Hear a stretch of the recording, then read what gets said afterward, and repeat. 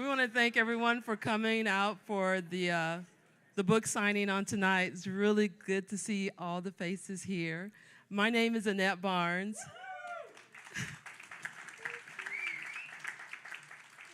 And what a fantastic book by Jonathan about King.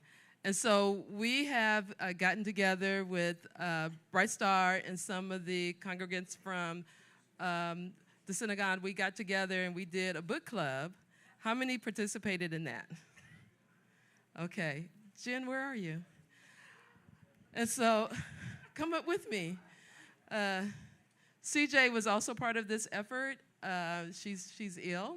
She's not with us today, but we just wanted to put a plug in for the book club. We got together twice, and we had a great, fantastic time. And I'm just going to ask one of our members from Bright Star, Phyllis Hope, where are you? Phyllis Hope, come on up. So she's just going to give just what she got out of the book club. We want to continue this fellowship, and so we want to invite other people to join the book club because we had a great time, right? And great conversation. So, yeah, here she comes.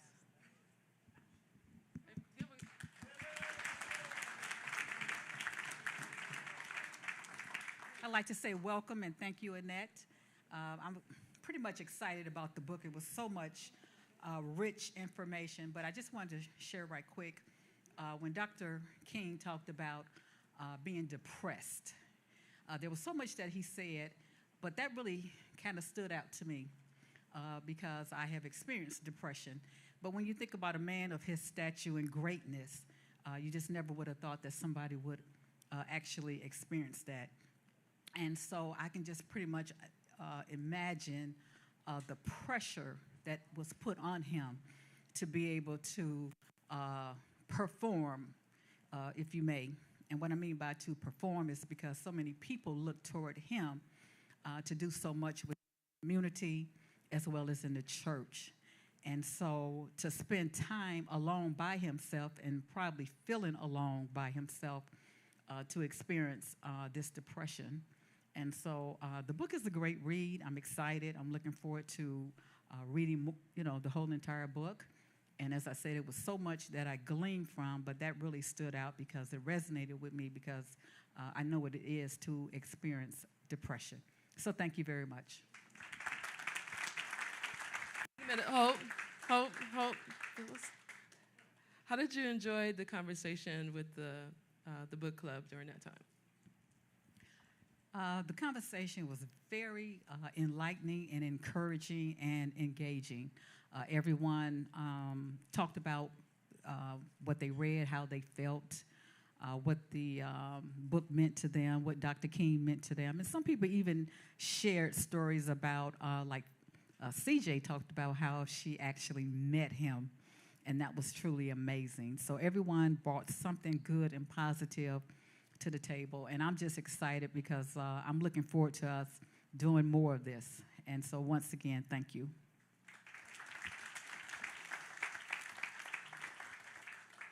Hi, everybody. I'm Jennifer Tesher, and I helped Annette and CJ to organize the book club. And I'd like to ask Bonnie Fine from Anshe Emmett to come up and do a little bit of what Phyllis just did, talk about her experience in the book club. Thank you. I was just so grateful that this book club was organized, especially for this book. I belong to a book club in my neighborhood with lots of people just like me, and when we read a book, our perspectives are often very similar. But the first book session we had with the folks from Bright Star, I heard so many different perspectives that their experience of Martin Luther King and the civil rights movement is so different from mine. I was in college and marching on Washington against the Vietnam War, but I met people who were on the mall when Martin Luther King gave the I Have a Dream speech. And their experiences just enriched the book for me so much. And I think Jonathan's writing is so accessible and it's just so well researched. But your phrase about he's been so hallowed that he's become hollow, and your purpose in making him a man made him very accessible to everyone in the group, so we could talk about him as a man and his attempt at suicide and his extramarital affairs and his life's work and purpose and mission. So I'm thankful to you, Jonathan, and I'm very thankful for the book group, and I really hope it continues because it was wonderful. Thank you.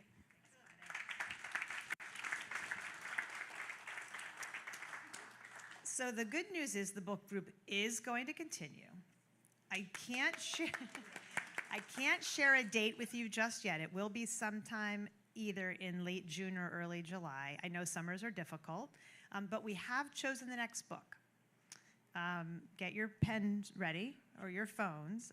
We're going to read it's a book with a very provocative title, so let me apologize in advance. It's called People Love Dead Jews.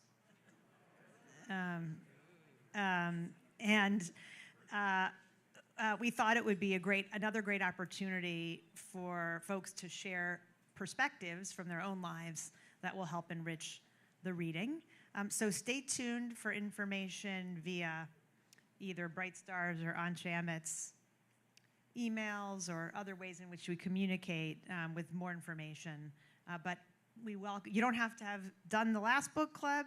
You don't have to commit to doing it all the time. But if this is of interest to you and you want to experience it, we'd really encourage you to join us.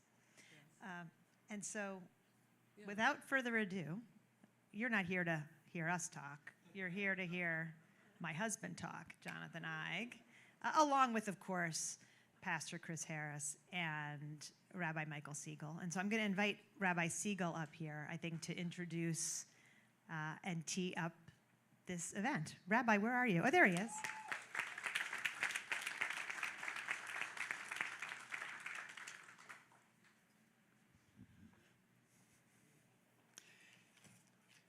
Can I just say, looking out here is the most special thing in the world.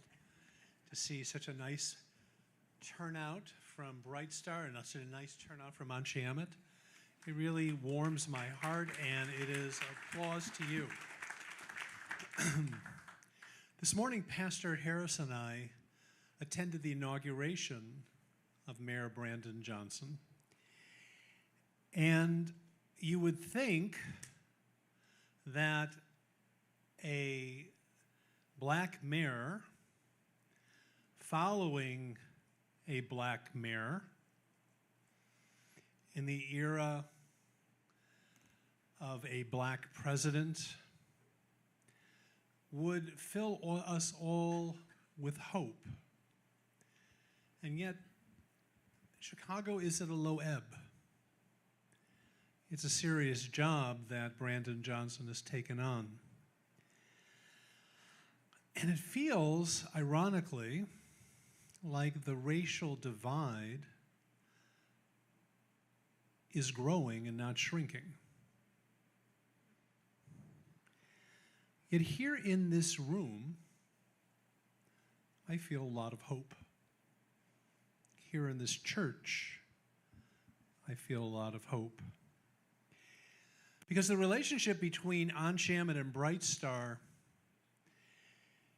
shows me what's possible, what's needed. In his inaugural address, Mayor Johnson spoke of the spirit of Chicago. And if you didn't hear the speech, you should find it somewhere and listen to it. And he talked passionately about the need for unity. And this gathering offers a glimpse of what will take us there. Different communities sitting together, talking and listening, coming to know one another, and talking about things that matter. Subjects like the legacy of Dr. Martin Luther King Jr. And this book club is something that needs to continue because we are enriching each other's lives. I should mention that Dara Horn's book is not quite as forbidding as it sounds. I think the full title is The World Loves Dead Jews, Living Ones Not So Much. So it's a powerful, ironic, and challenging book, and I would really encourage everyone to join the book club. But I want to begin by thanking Jonathan Eig for writing about Dr. King in ways that are both human and majestic. In our tradition, we call this a Kiddush Hashem, a sanctification of God's name. Here's a quotation from the New York Times. Eig has read everything from W.E.B. Du Bois through Norman Mailer, Murray Kempton and Caro and Gage. He argues that we have sometimes mistaken King's nonviolence for passivity. He doesn't put King on the couch, but he considers the lifelong guilt King felt about his privileged upbringing and how he was driven by competitiveness with his father, who had moral failures of his own. He lingers on the cadences of King's speeches, explaining how he learned to work his audience, to stretch and rouse them at the same time. He had the best material on his side, and he knew it. Eig puts it this way. Here was a man building a reform movement on the most American of pillars, the Bible, the Declaration of Independence, the American Dream. And this is how the book review ends. Eig's book is worthy of its subject. High praise, wouldn't you agree? Yes. So to get the program started, I just want to tell you a little bit about Jonathan Eig. I think you know more than enough about Pastor Harris.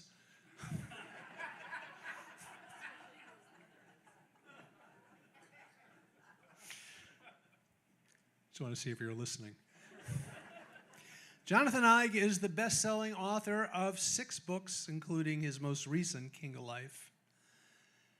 Jonathan's previous book, Ali, A Life, won the 2018 PEN American Literary Award and was a finalist for the Mark Linton History Prize. His works have been translated into more than a dozen languages. He served as a consulting producer for the PBS series Muhammad Ali, which was directed by Ken Burns.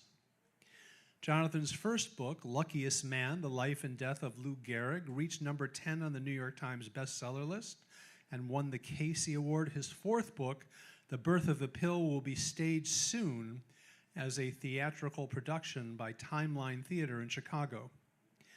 Jonathan began his writing career at the grand old age of 16, working for his hometown newspaper, the Rockland County Journal-News. He studied journalism here in Chicago at Northwestern, went on to be a reporter in New Orleans and Dallas. He wrote for the Chicago Magazine and the Wall Street Journal. He's appeared on all the major news shows, and he was a clue on Jeopardy! Which I'm happy to say was solved correctly for $200. Of which Jonathan did not see one penny. He lives in Chicago with his wife, Jennifer, who we heard from, and she gets a round of applause, along with CJ, for all of their work to put this book club together. And they have 3 children, Lola, Lily, and Jeffrey. And it should be noted that Jonathan shares his office space with laundry machines. What I want you to know about Jonathan Eig is, as we would say in our tradition, he is the consummate mensch. He is a person who cares deeply, who writes with passion and insight.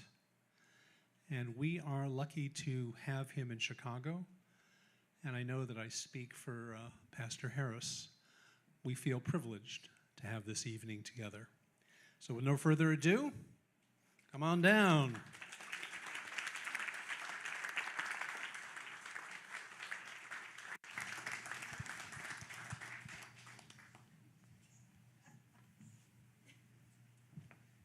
Thank you. I just want to say, I feel like it's Rosh Hashanah. For that, got was the, that long sermon you already gave? No. I was just looking at the legs of the table. It's like there are 3 ram's horns on this thing. Listen, you know the black church can do it too, Michael, right? I know, right?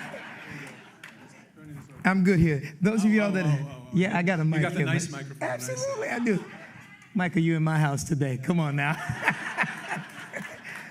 Those of y'all that are glad to be in Bronzeville, make some noise in this room, everybody. Let me just say I'm happy to be with my brother from another mother again, and certainly with Jonathan tonight. I'm really, really happy to have you all here. And in this room, I mean, I got a bunch of brothers from another mother in here, and I didn't forget you ladies, some sisters from another mister, so I'm glad to have all of you all here today. And by the way, I don't know if y'all noticed, there are some black people in the room today, so I'm really excited. Bright Star St. James, would y'all clap it up for our friends from the North Shore? And also happy, longtime friend of one of my closest friends, he and his son. Let me just be honest, it's a big deal to have them here today as well. He's on our board at Bright Star Community Outreach with Rabbi Siegel, been there as long as Rabbi Siegel has been. He's an attorney who looks out for us all the time. Mr. Michael Goldberg in the back. Wave your hand, Michael, don't be ashamed. And also his son, and I just want to take a moment, Jonathan, just to share who his son is. Now attorney, state's attorney, Danny Goldberg in the back. Danny, would you raise your hand? Now, let me be clear. That young man is one of the reasons, along with Rabbi Siegel, one of the reasons I'm so close to the Jewish community. When Rabbi Siegel encouraged me to go to visit AIPAC in Washington, D.C., and let me just tell you, it was about 14,000 people that were there. Very few looked like me that were there, and the place was packed, and I couldn't get a seat. And so that gentleman, Danny Goldberg, looked at me and said, "Hey, would you like to sit next to me?" And he let me sit next to him, and we're talking. And by the way, he was always mature.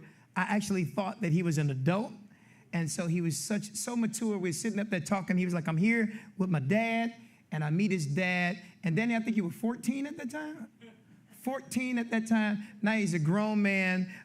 It's just really, really exciting. But that kind of extension of love and compassion is what really helped to build the bridge between our community here in the South Side in Bronzeville and on the North Shore, especially with the Jewish community. So I want to personally say thank you, Danny, for being so amazing. And it's great to have you here today. And that's really what does it. That's really what does it. So if any of my Jewish friends in here would like to know how to build bridges between the black and Jewish community, just give black people a seat. That'll do it. That's the whole point of what I was saying. And I can't wait to tease Bright Star and let them know this is the brightest and the lightest my church has ever looked. That's all I got to say. I'm super excited to tease them. Now, if you're wondering where the black people are, this is simple. A black dude became the mayor of Chicago, so they're partying tonight, and many of them are over they're going to be over there at the gala tonight, so we're really excited about that. But tonight, I'm really honored to have a man who has taken the time to write about a black man who matters to us all. And I want to say to you personally, Jonathan, I'm so grateful that you have taken the time to do this. And for whatever reasons you have done it, you will assist younger African Americans in learning the history of a man who nobody should ever, ever forget. Nobody should ever forget. And I want to tell you thank you for that. There's an audience, a bunch of folks that watch us around the world online. So we're live tonight. I see one of my other brothers here tonight, Rabbi Seth Limmer. I love you, my brother. Glad to see you here tonight. That's my brother. Let's start this conversation. And there are a lot of people who will be watching online, and they want to know who you are before what you wrote about. So tell our audience, not only those on the scene, but those that are watching on the screen, a little bit about you. Oh, thank you, Pastor Harris, and thanks everybody for coming. I want to also thank Amy Karp for helping to put this together tonight, and all my friends for coming down. And a special thanks to my friend William Thurman, who provided the refreshments tonight. He's the president of the National Civil Rights Hall of Fame Museum. And please feel free to get up while we're talking tonight and go have some of the beautiful refreshments, sandwiches, and desserts and drinks that he brought. So I just want to say thank you again for being here. I'm a longtime journalist. You know, as Rabbi said, I've been working as a scribbler, taking notes, doing interviews, and writing up what I learned since I was 16. And I just think it's the greatest job anyone could ever have, because I get paid to learn, get paid to talk to people, get paid to find out stuff I didn't know. Somebody asked me why I wrote this King biography. And first of all, I would have paid for the opportunity to write the King biography. But I think the main reason I did it was because I wanted to get to know him. And I had this unbelievable opportunity to ask people who knew Dr. King personally, what was he like? And I was sitting there talking to Dick Gregory over breakfast one day in Washington, D.C., and if you know anything about Dick Gregory, you know he's not an easy interview. He was making fun of me pretty much constantly, didn't like my socks, among other things. And he said to me, do you even realize that Dr. King was real? Because people think of him as a postage stamp. They think of him as a monument. He was real, and we can prove it. You know, we've got footage, we've got videotape. You know, we don't have videotape of Jesus, but we have videotape of Martin Luther King Jr., and it just occurred to me in that moment that there were hundreds of people alive who knew Martin Luther King Jr., and we've treated him as this monument, as this national holiday, given him all these honors that he deserves. But what would it be like just to ask all of those people, what was he really like? What was it like to sit in the room with Martin Luther King Jr.? And before I even thought about really writing a book, I just thought, there's no better way that I could spend my time than trying to meet these people, write their stories down, record their interviews, and then, of course, because that's what I do, I figured, well, I might as well write a book while I'm at it, because if I could write a book that helps people think about him again and talk about him again and engage with his ideas, it's one of the problems that happens, in my opinion, when you turn someone into a saint and a monument and a national holiday, is that you soften the edges of his story, and you end up rubbing away the parts that we're uncomfortable with, including how radical he really was, including how upset he was with the way America was refusing to listen to what he and other leaders were calling for, and how spurned he felt, especially toward the end of his life. It's not an easy story, and we don't have to package it easy. We don't have to make it, sanitized for the museum. We can handle the truth, and I think that was really my goal, is to try to, if I could reintroduce Dr. King. I think we need to be reintroduced for every generation at least. Yeah, I think one of the interesting things is, it took a lot of courage, right, for you as a white man to write anything about a black man that's less than positive. And the other side of it is, I think there are so many sensitivities because, especially from a black perspective, society, and we learned even in his story, that's what a lot of folks were looking for, the negative side of Dr. King. And that is typically what tends to happen, to try to discredit black greatness. And so you took 6 years of your life. That's a long time to take time to research. And what is the best and the most challenging or uncomfortable thing that you experienced in this 6-year process? Well, the best part was getting to meet people who knew him and getting to engage with his ideas, because when you engage with King's ideas, you have to look at your life differently. He went time and time again back to what he truly believed in. And when he could have pulled back, when he could have stopped, when he could have let someone else lead, when he could have at least stuck to where he was having the most success, voting rights in the South. That's what his best friends and closest advisors were telling him to do. Bayard Rustin, who was no was no shrinking violet. He was a brave fighter in his own right. Bayard Rustin was saying, let's just focus on voting rights in the South. That's what we're good at. And we can tilt the balance of power in the whole country if we can change the elections in the South. If you go to the North, we're going to lose all of our support. If you start calling out racism in the North, you start calling out segregation in the North, we're going to lose all our funding. All our money is coming from Northern liberals, Northern white liberals. We're going to lose that. You start attacking the Vietnam War, you're going to lose the support of President Johnson, and we're going to have no power on Capitol Hill at that point. And King said, this was never about politics for me. This was about the Bible. Haven't you been listening to me? Haven't you understood who I am and where I'm coming from? Thank you. Okay. And sadly, we can hear what he actually said to his closest friends because the FBI was recording his calls. That's right. And that is a great thing for me as a biographer. It's a terrible thing that we should do that to a private citizen. But one of the benefits that we have is that we can hear his actual words when he's saying to one of his best friends, don't you understand me? Haven't you been listening to what I've been saying all these years? So if that doesn't inspire you, for me, spending 6 years with that kind of a faith, with that kind of a commitment, and I spend about an hour a week with Rabbi Siegel recording our podcast, and that moves me, and that makes me feel deeper about my faith. But spending 6 years with Reverend King and thinking about the commitment that he made and how every choice he made came from his faith was inspiring in ways that I'm still getting my head around. Yeah, and I think that we should even consider how we should be doing that even now. Some of that same work and inspiration is what moves me to do the work that we do even now. They were encouraging him, stay south, but he didn't listen. He came north and spent some time in Chicago. Talk to us a little bit about that. It didn't go too well. And he came to Chicago. Use that mic so they can hear you. He came to Chicago, and people said to him, you don't understand Chicago. You don't understand Mayor Daley. You don't know what you're up against.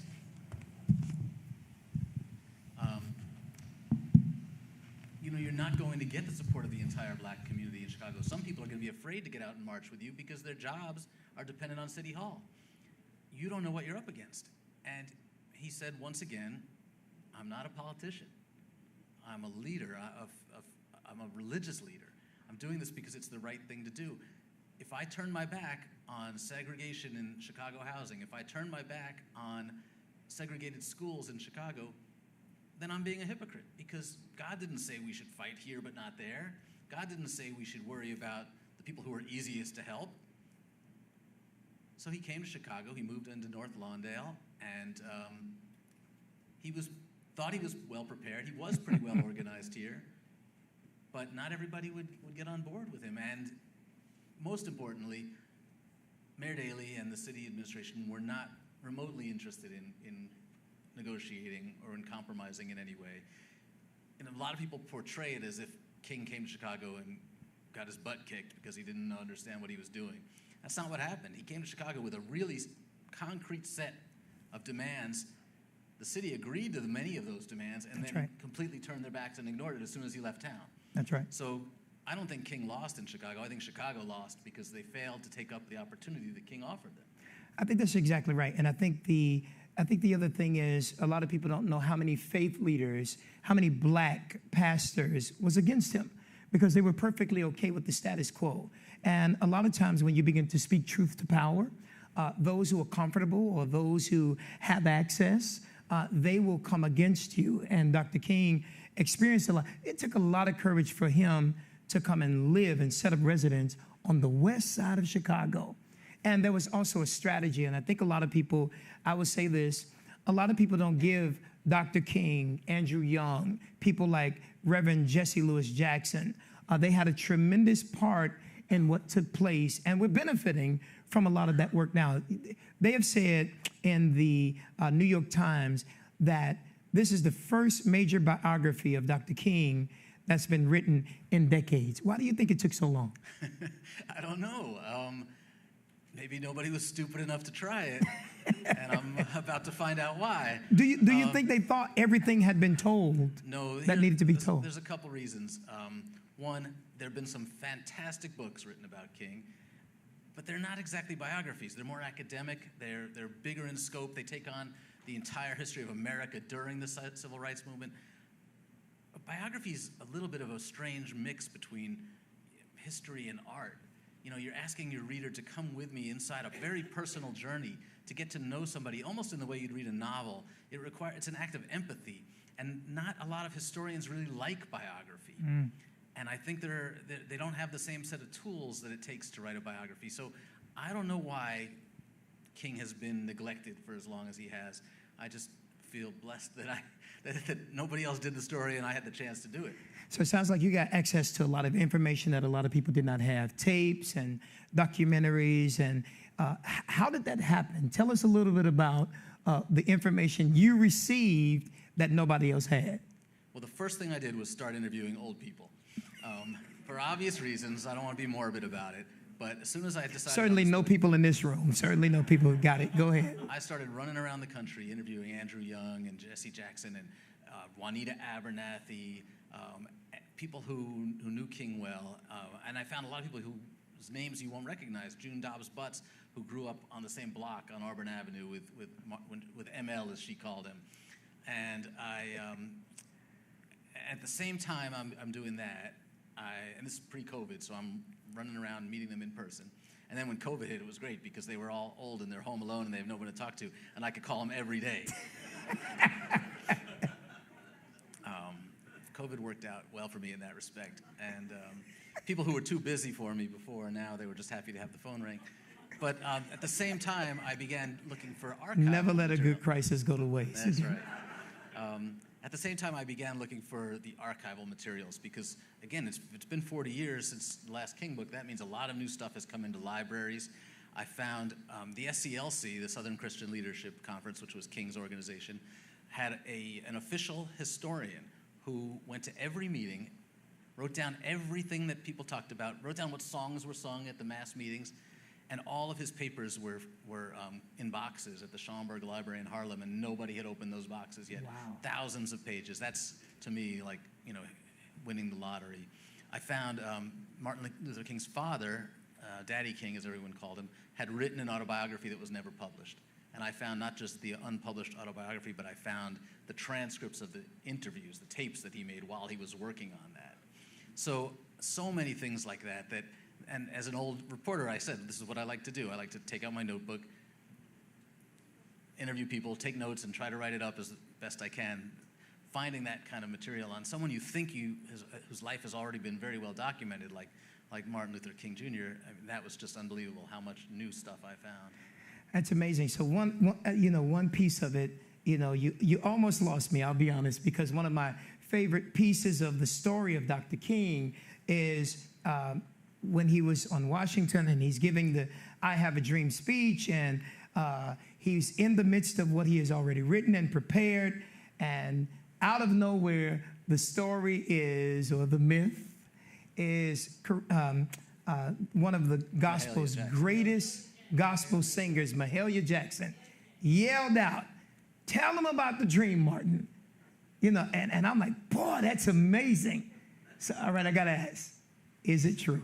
No, it's not true, unfortunately. So many of the best stories turn out to be not true. And what happened was, the story's been written in books, it's in movies.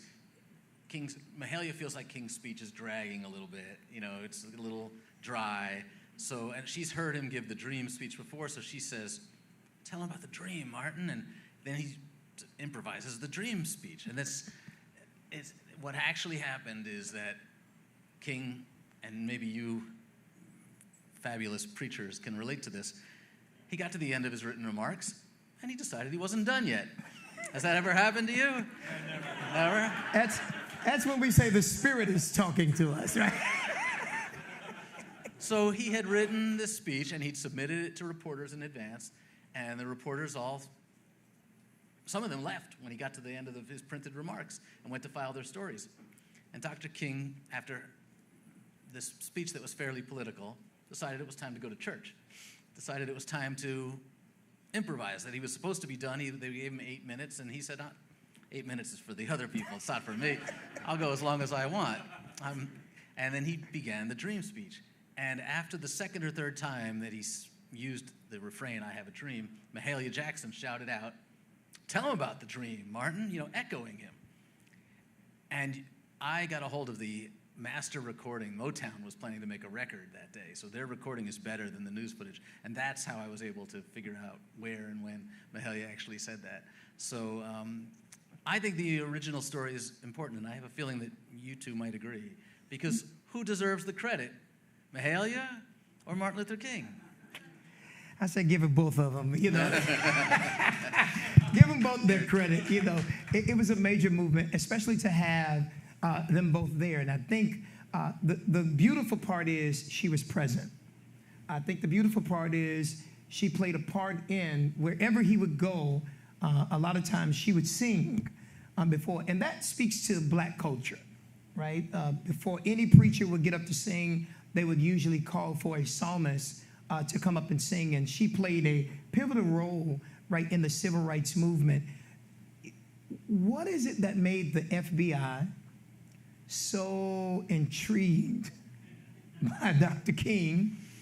And talk about some of the heinous, let me say it like I want to say it, low-down things they did to come against this amazing black leader.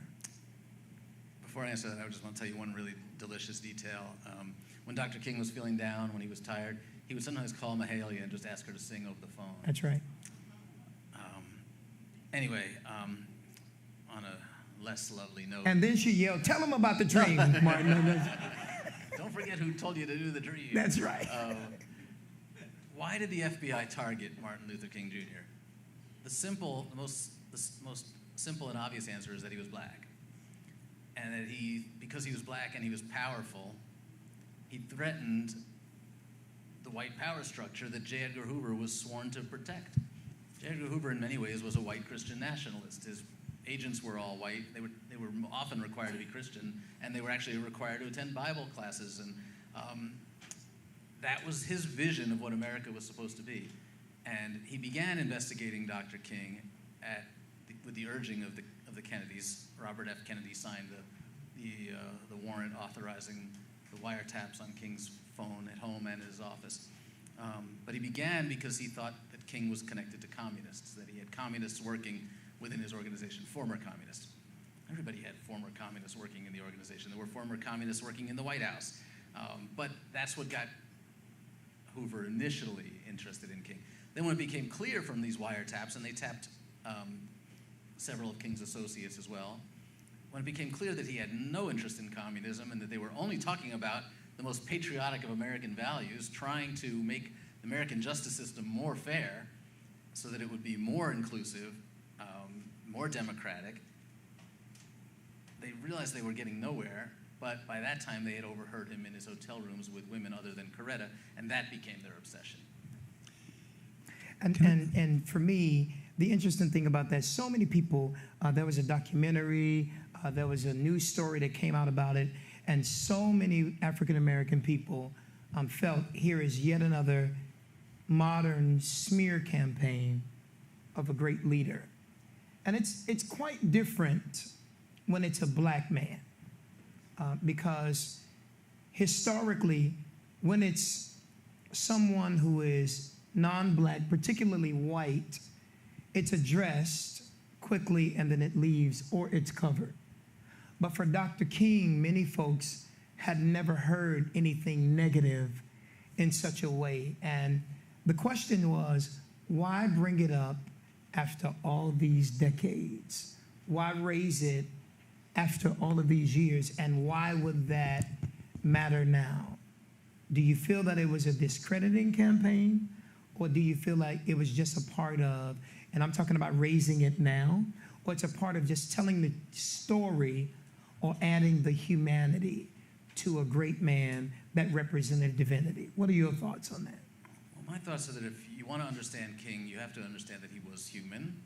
We can't expect our heroes to be perfect, present company excluded. Great job. But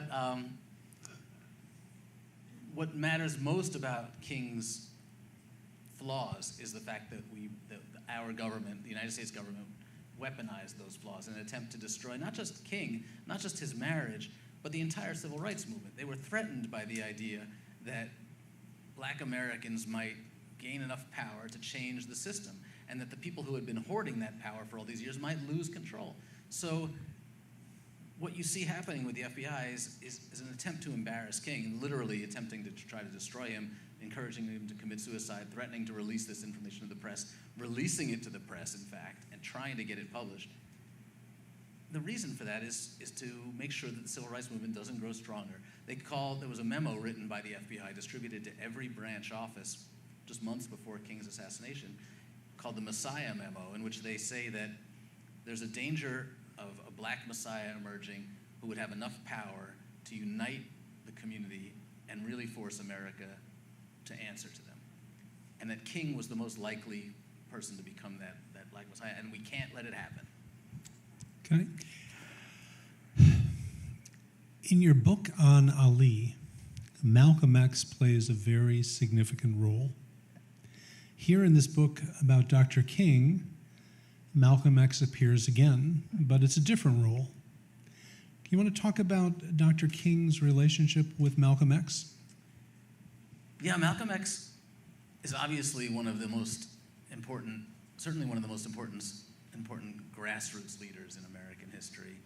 And he plays an important role as kind of a big brother to Muhammad Ali and really a teacher. And Muhammad Ali becomes the radical rebel that he does in part because of the influence of Malcolm X.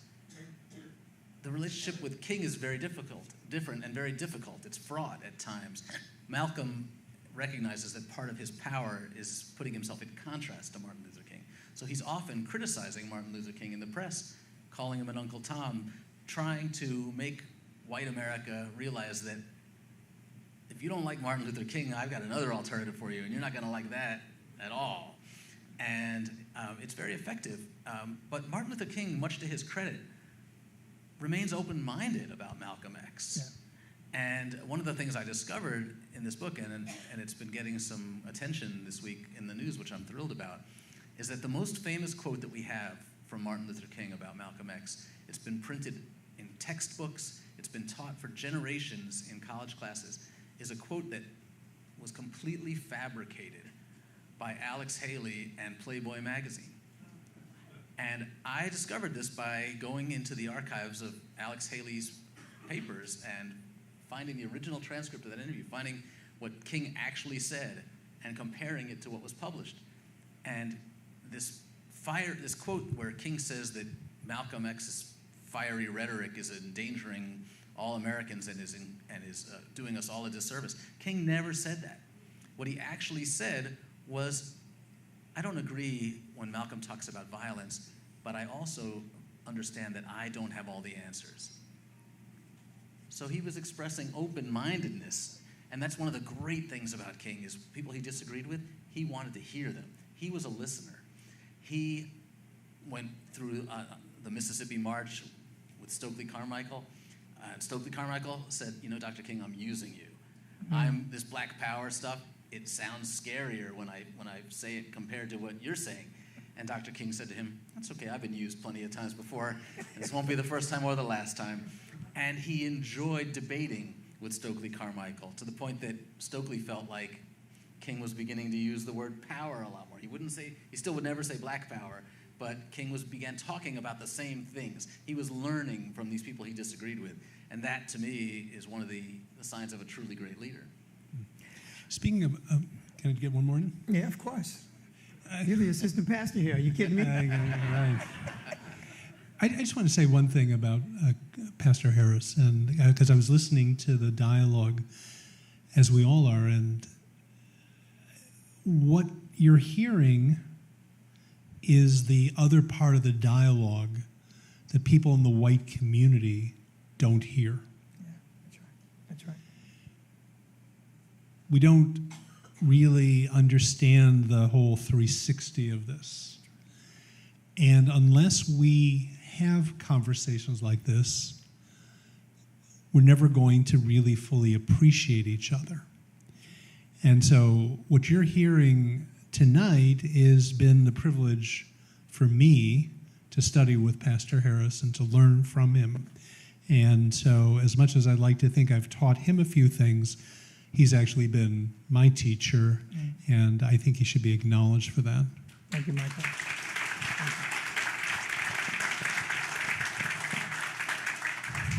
I'm so glad I got that on tape tonight. So that Yeah, right. And now back to me. So of the people that you've met, one of them passed away recently, Harry Belafonte. Yeah. And you wrote a beautiful piece in the Times about him. And I just want to quote something, and I'd like you to talk a little bit about that interview.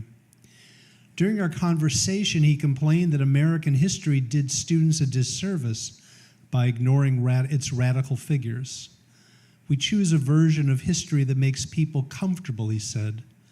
As a result, we do nothing to encourage the kind of bold behavior that he and Dr. King and many others exhibited. Dr. King made people uncomfortable and, quote, put blackness squarely in everybody's space, Mr. Belafonte said. And Mr. Belafonte, with his raspy, courageous voice, did the same for another 55 years. And it all, according to you, began with a phone call. Would you tell us about that phone call? You mean my phone call to Harry Belafonte? Harry Belafonte's phone call to Dr. King. Oh, right. Dr. King actually called Harry Belafonte. This was right after King emerged as the leader of the Montgomery bus boycott. And you have to remember that he was 26 years old. He was just out of Boston University, still working on his dissertation, when they asked him to lead the Montgomery bus boycott. He did not want that job. He was looking forward to, they just had their first child, he and Coretta. He had actually just turned down an invitation to serve on the local NAACP, but he gets called, and he actually has a panic attack. He's asked to give this first speech, and he usually took about 8 to 10 hours to prepare a sermon. But he gets asked to speak at the first meeting of the community on the Montgomery bus boycott, and he has 20 minutes to prepare his speech. He goes to his little office, which is in the back of his house, kind of like mine in the converted laundry room, and he has a panic attack, blows 10 minutes of the 20 that he had to write his speech, and then just has to get in the car and go with no plans for what he's going to say. And he feels like God is going to give him the words, and God does give him the words, and he finds his voice that night. And he finds that voice by combining everything that he's been exposed to all his life, by calling on the words of the Bible, by calling on the words of the Constitution, by saying, if we are wrong here in our protest tonight, then the Constitution is wrong. If we are wrong here, then Almighty God is wrong. And in that moment, he becomes a leader, and there's no turning back. And then just a few months later, he finds himself in this position where he's actually got to think about, what am I going to do now? Where do I go from here? What do I do? That was the title of his book, Where Do We Go From Here? What am I going to do if people want this to grow? They want to take it to other cities. They want to take it internationally. One of the things he does, he realizes that his voice is so powerful because people all over the country hear it and can relate to it. He's speaking about universal themes. He's educated. He's incredibly gifted as a speaker. Who else has that ability to reach people? To even make white people listen to what black people are saying? Well, Hollywood entertainers might. Yeah. Harry Belafonte might. He just had an album that came out and sold 5 million copies. So he calls Harry Belafonte and says, you probably don't know me. My name is Martin Luther King. And Belafonte told me, his answer was, of course I know you. Everyone knows you. But it tells you that he wasn't Dr. Martin Luther King yet. He was still just somebody who was finding his way. And that's what I loved about that. And that he was making it up as he went along. He was 26 years old and trying to build something, trying to see how far he could go with this fight. And he went so far with it. Dr. King's fight was particularly and initially for black people. His most noted speech among society is, I have a dream. But that's the main one the media keeps in front of everybody. Toward the end of Martin's life, he was closer to Malcolm, some ways Medgar Evers, in his ideology. He was on a plane with a man, and a white man leans over and tells him, "Why don't you tell your people to pull themselves up on their own bootstraps?"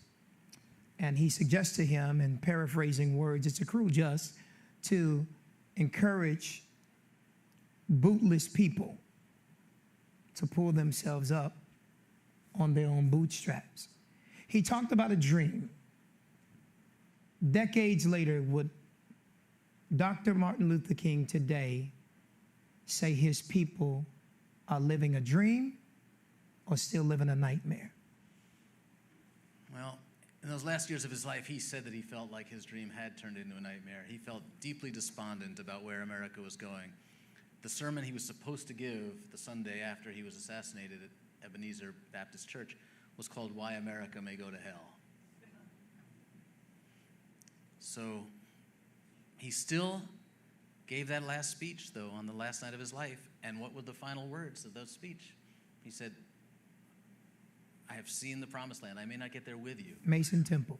Mason Temple. But so to me, that suggests that he never lost hope. Never lost hope.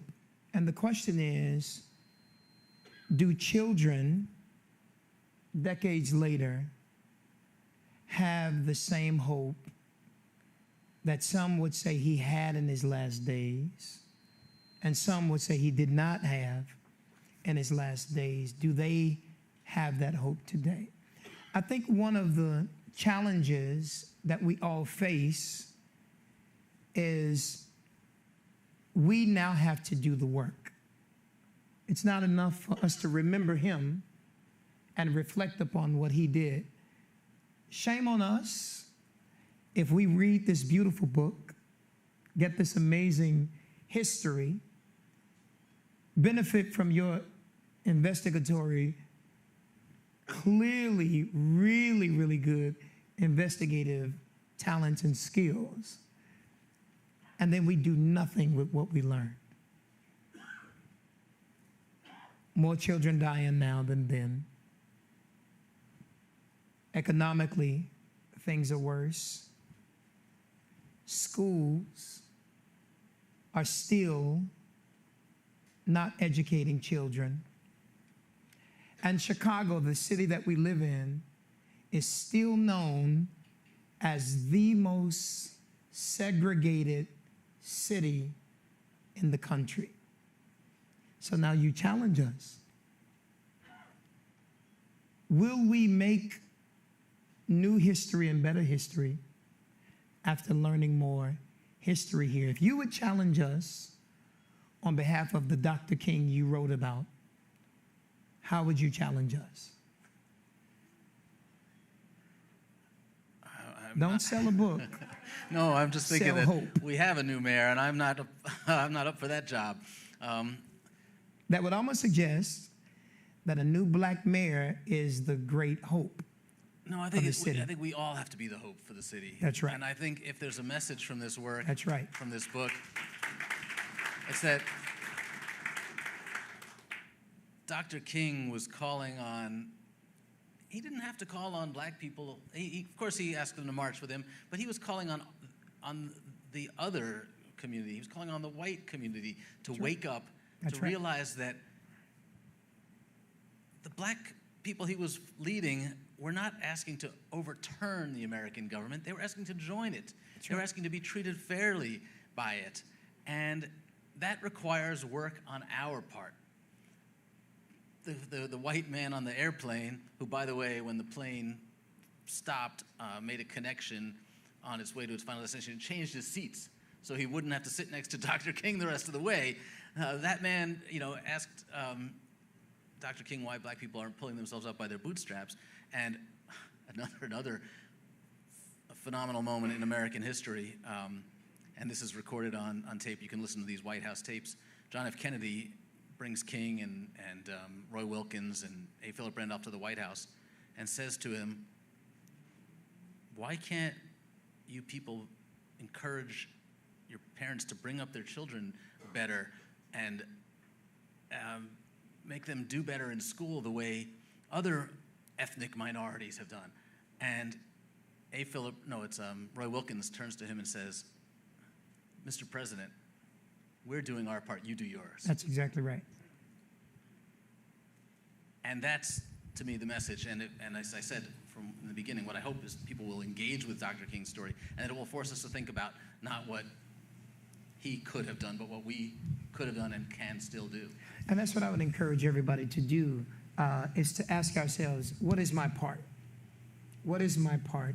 And I, as a black man sitting in the room in a black neighborhood, in a black church, where so many of our friends who have shown up before, showing up again tonight, what is the next thing that we will show up for as it relates to the work that needs to be done? I would say it. He's not here tonight, Mayor Brandon Johnson, who I am convinced Dr. King would be ecstatic that a black man from the West Side is now the mayor of the third largest city in the country. Whether people voted for him or not doesn't matter. He's the mayor. And I think all of us have an opportunity to partner with new leadership to bring and institute new vision so that we can have a new city and build a new hope for a new generation that's coming behind all of us. It's all of our job to be a part of that. And I think all of us should say nothing until we all do something. That's the King that we would hear from today. I'm convinced of. Amen. Beautifully said. I would add one other idea that I learned from your book, Jonathan, that is one that I think we would all do well to learn. You tell a story at the beginning of his early life when he was known as Mike, and he had a young friend who was white. And they played together every day. They went to school, and I think it was 8 or 9. They went to separate schools, white school, black school. And suddenly the friend wasn't available to play anymore. And it turned out that this young boy was told by his father that you're not allowed to play with this young black boy. And King's parents tried to explain this to him, like, this is the way it is in the world, or all the rest. And what is so striking about that story is that Dr. King did not let that hatred, that moment of abject prejudice, consume him.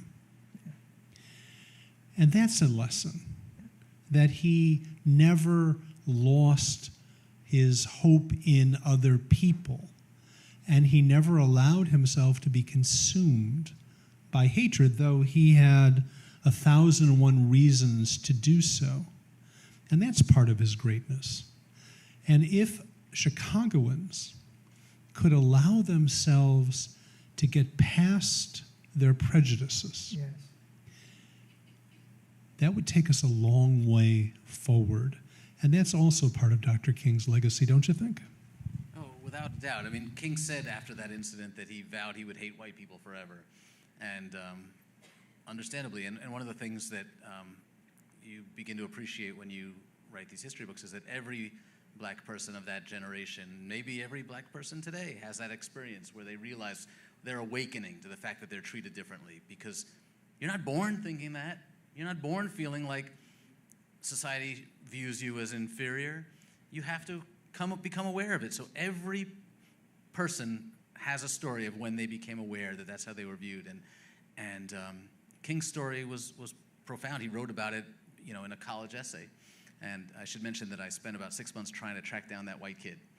I went through census records and city directories trying to figure out who he was, and talked to King's sister, and she didn't remember the kid's name. And luckily, he escaped undetected, because it would be kind of harsh to put his name in the book and say this is the kid who introduced Martin Luther King to racism. But you would have done it if I you would have found done it, in absolutely.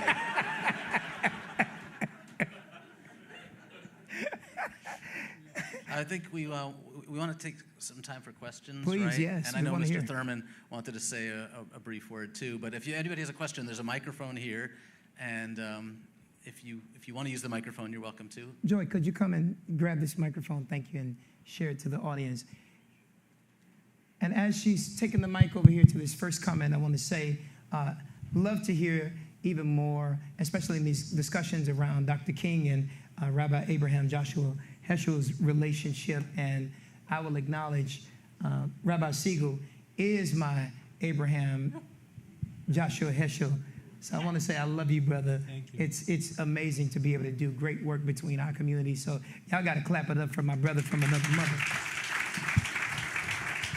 I just want to say that I saw over on the side a T-shirt that says "Catch Up with Jesus," and I want you to know that I am selling T-shirts out of the trunk of my car that say "Catch Up with Moses." Okay, Barry, it's all yours. Well, he kind of caught up with Moses. We just celebrated your 40th, but we don't have to bring that up today.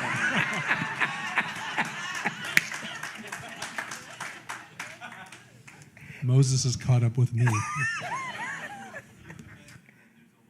Is that on?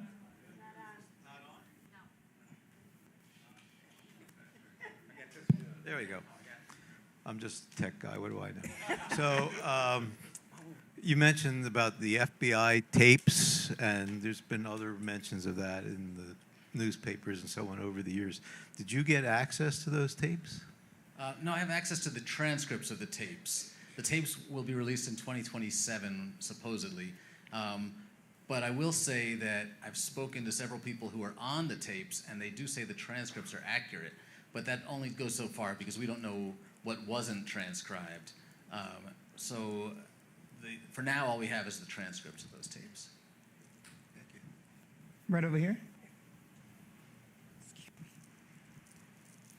There was a recent article in the New Yorker about your book and various other books and the life of Dr. King, and they quoted a phrase from one of the books, "The politics of respectability." And I'm wondering if you encountered that phrase. Do you think that's an apt summary of Dr. King's philosophy, and how did he apply it in his life? Well, that phrase was not in vogue during King's lifetime, I believe. I never heard King talk about respectability politics. But one of the things that was important in King's rise to power was that he was a doctor. He was educated, 2 advanced degrees, and that he could handle himself with anyone, including a president.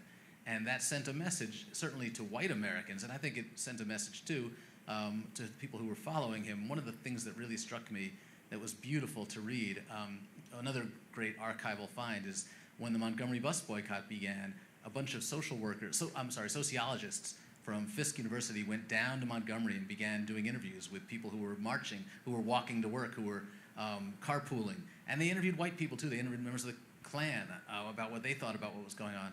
But what you hear over and over again from the working class black community is, don't you dare say a word about Dr. King. We will follow him anywhere. There's an interview with a woman named Dealey Cooksey who was got into a fight with her employer, a white woman who she worked for as a maid in this white woman's home, and the white woman said, "You know that young preacher, he's brainwashing you people. He's leading you down a path. I treat you so well, don't I, Dealey?" And Ms. Cooksey said, "Don't you dare talk about Dr. King that way. I'll never work for you again if you say a word about him. That man is sent by God." And that kind of respect that he immediately earned made a huge difference in his power to lead.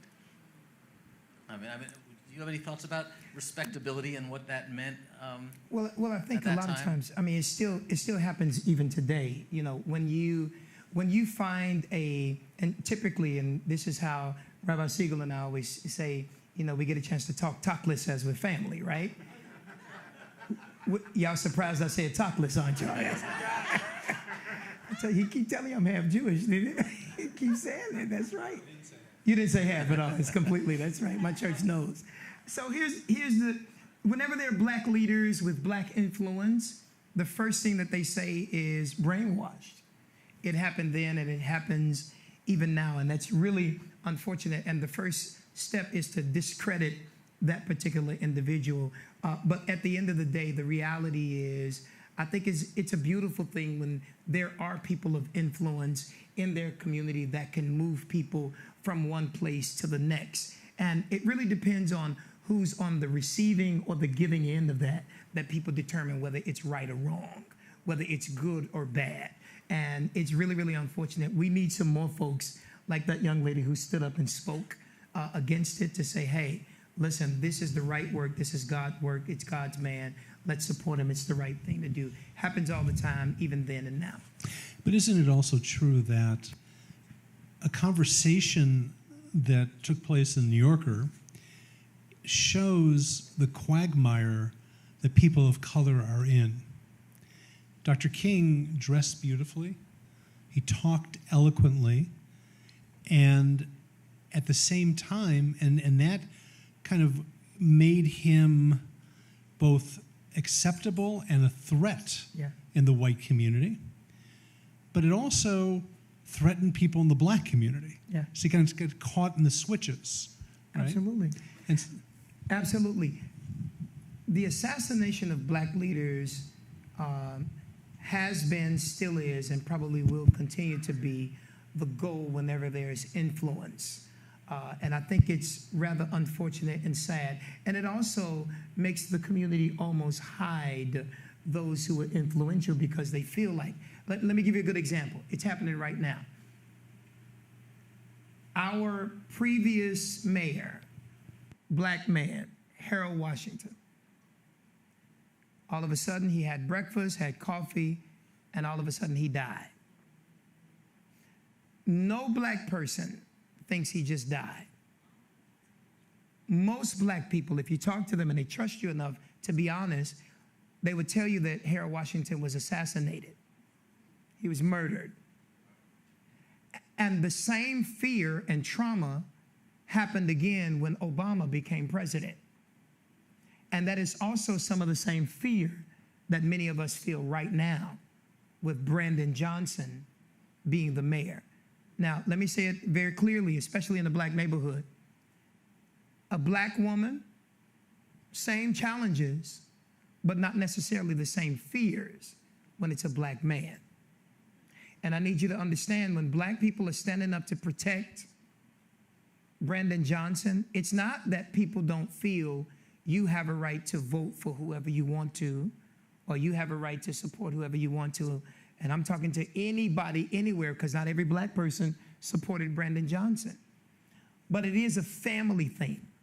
I said that's another black man that has a black family who may help the black community, and he may be seen as a black threat. And so when you have real conversations with the black community, as we celebrate today those who supported him, we also have a fear that the same thing that happened to Malcolm, Martin, Medgar will happen to this same exact man.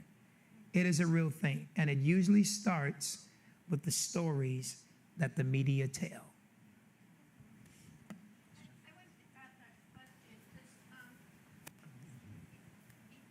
In the book, you mentioned that the crowd on the mall for the I Have a Dream speech was predominantly black, but that if you were watching it on TV, you would have thought it was 50-50 because the media was interviewing as many white people as black people. So I'm just curious, as a journalist, what you think of the media coverage of King generally. The media is never biased, of course. Never. No, never. Well, look, what's one of the first things Dick Gregory said to me is, you got to remember that when the New York Times quoted Martin Luther King, or CBS News put Martin Luther King on television, white editors were deciding which quotes to use. Why do we remember I Have a Dream? Judge me by the content of our character. Why do we remember those quotes, but not the fact that in the same speech 5 minutes earlier, he called for reparations and called out police brutality?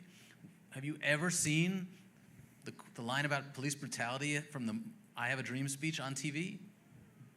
No. So obviously, those people who were running the TV crews, running the TV cameras and editing from the March on Washington, thought they were doing a good thing by showing black and white people together. They thought they were sending a message of harmony. And as a result, they skewed our vision of the march to forget how many black people turned out there that day. They were well-intentioned, I would argue, but you just have to develop a filter, and that's what Dick Gregory was trying to teach me. You know, think more critically about what you're seeing and why you're seeing it. And I would encourage everybody, don't just listen to the speeches that he spoke. Go read the letters that he wrote. It gives you a completely different view of what the real challenge and the lived experience of a man who was assassinated, right? A lot of people say Dr. King gave his life. No, he did not. He was murdered. Right? He didn't give his life at all. He gave his life to serve, but he absolutely didn't give his life. He was murdered, assassinated, and you have to call it. And it was only when he started to raise a lot of hell about the economic injustice that black people were living and experiencing, and starting to say, if you got to take it from somewhere to give it to the plate or the folks that have nothing, then that may be the conversation we have to have. He didn't live long after that. 2 more questions, and we got something major we want to talk about. Thank you so much for the program tonight. I want to ask you a question about healthcare. I think it was in 1966 here in Chicago at the AMA conference that Dr. King said, of all of the injustice, the worst is injustice in health. And one, I'd love to know the context for that. But then fast forward to today, it actually seems worse than in the 60s. I mean, look at maternal mortality, look at the effects of COVID. And almost to the point where the separate and unequal healthcare systems we have today are worse than the separate but unequal or separate but equal educational systems that the Supreme Court declared unconstitutional in the 50s. And so how do we take the context of what he said in 1960, where the worst kind of injustice, and apply it today where it even feels worse, and actually make some progress? I'll speak to the first half of that, and then maybe Pastor Harris wants to speak to the second half. I knew he would pass it to the black guy for that one. For sure. But what we see in the last couple of years of King's life is this sense that he got the Voting Rights Act passed, he got the Civil Rights Act passed, and lunch counters were being desegregated, and voting registration was moving up very strongly, and yet poverty was not improving. School segregation was not improving. Healthcare was not improving. Many of these things were getting worse, and certainly in northern cities where white families were fleeing the cities and moving to the suburbs, gutting much of the infrastructure at hospitals and schools. So King began to see these things getting worse in those later years of his life, and that's why he said, I'm not going to just keep talking about voter registration, and he planned this, his ultimate, his final movement, his final effort was for the Poor People's Campaign, which was meant to call attention to all of these things, and it was not focused on race specifically. It was focused on issues of poverty and inequality, and he wanted to force the government to deal with that literally by occupying Washington, D.C. And he did not live to see that happen, but he did live long enough to see that he was getting enormous resistance, that it was not going well at all, and that he was going to face the biggest pushback that he'd ever received. Depending on who you talk to, things are worse now than then. And I think we have to ask 2 questions. What would King do now? And since he's not here, what should we do now? And for me, I think it's so important building these kinds of bridges allow us to take the conversation from a book, right, to the lived experience of the people that Dr. King fought for from day one. In my opinion, I think we now have the model of what coming together can look like. I think we also have an example of what that unity could actually yield, right? Some serious results. But I think what we have now is a serious cowardice and fear to come into each other's community like this to talk about real issues. Here is where we have to challenge ourselves. Tonight, we are here to talk about a book, and a book brought us together. The question is, will the pain of black people and the solutions that we can come up with together bring us together again? It's enough for us to show up tonight for this, because let me be honest, this is safe. It's when we start speaking truth to power together and saying something has to change in healthcare, something has to change in education, something has to change in the economic issues and depravity that we experience every day, and things have to change when it comes to racism and anti-Semitism. We have the model. We have the examples. And I say this all the time. Rabbi Siegel says it all the time, especially when it comes to black and Jewish people coming together. We continue to take credit for what folks did 5 decades ago.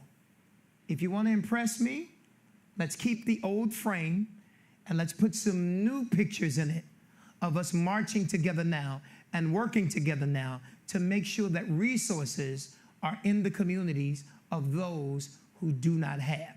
Until we do that, we're only reading a book, but we never make those pages come alive through our own lives.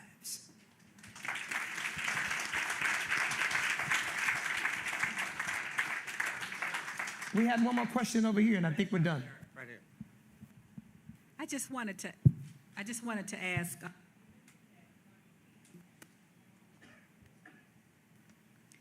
You mentioned that Dr. King made it clear that he was not a politician. And so I wanted to know if you can share with us how King was inspired by Gandhi, as well as how he was inspired by Gandhi and the book of Amos about justice, right?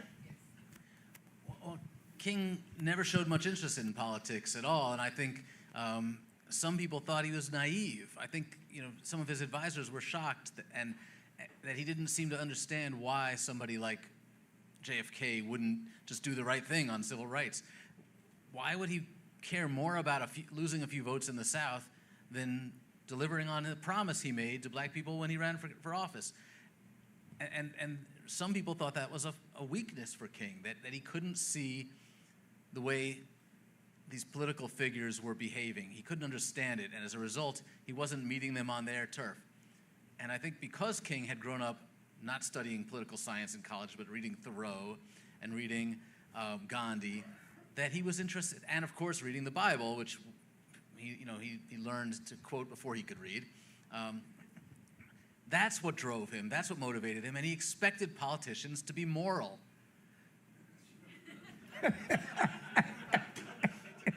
Yeah. And people looked at him like he was stupid for that, and that's just sad. I got to tell you, this has been amazing. Would you all please clap your hands for Jonathan Ike? Come on. I'll do better than that. So amazing. And let me also say, this night would not be happening, you all, without the real commitment and true friendship and brotherhood and leadership of my friend and brother, Rabbi Michael Siegel. You got to give it up for my rabbi.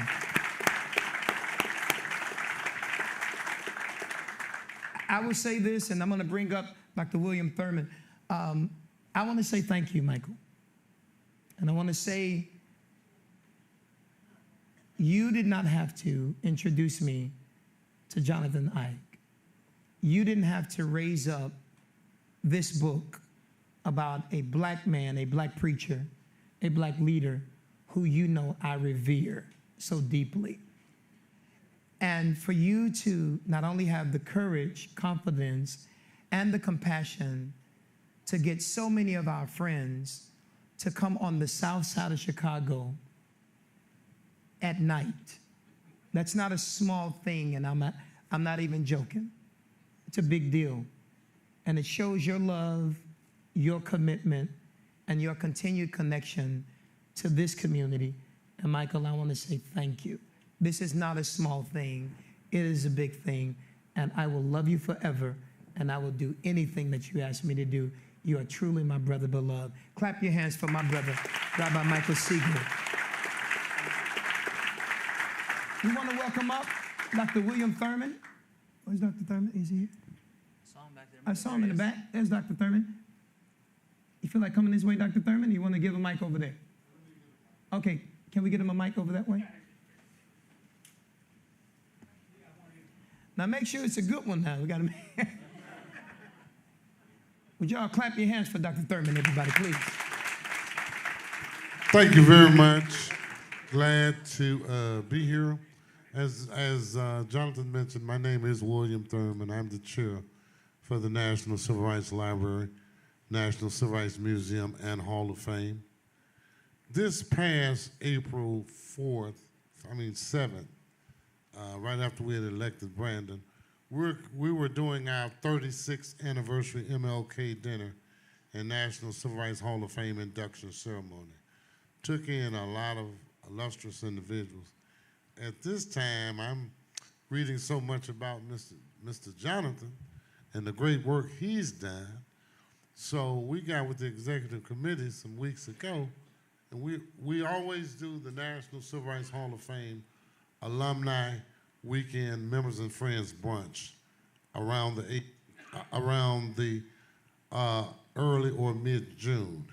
So it's a matter of record, and we're on record as saying that on June 10th, Mount Pisgah 1 to 3, Mr. Jonathan Ike will be formally inducted into the National Civil Rights Hall of Fame.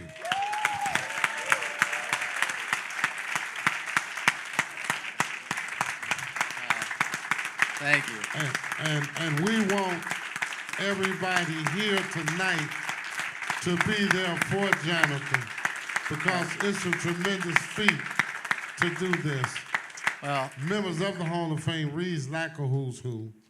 He's talking about MLK. Well, the charter members of the Hall of Fame looks like MLK, Justice Thurgood Marshall, Fannie Lou Hamer, and Rosa Parks. Those are the charter members of the Hall of Fame.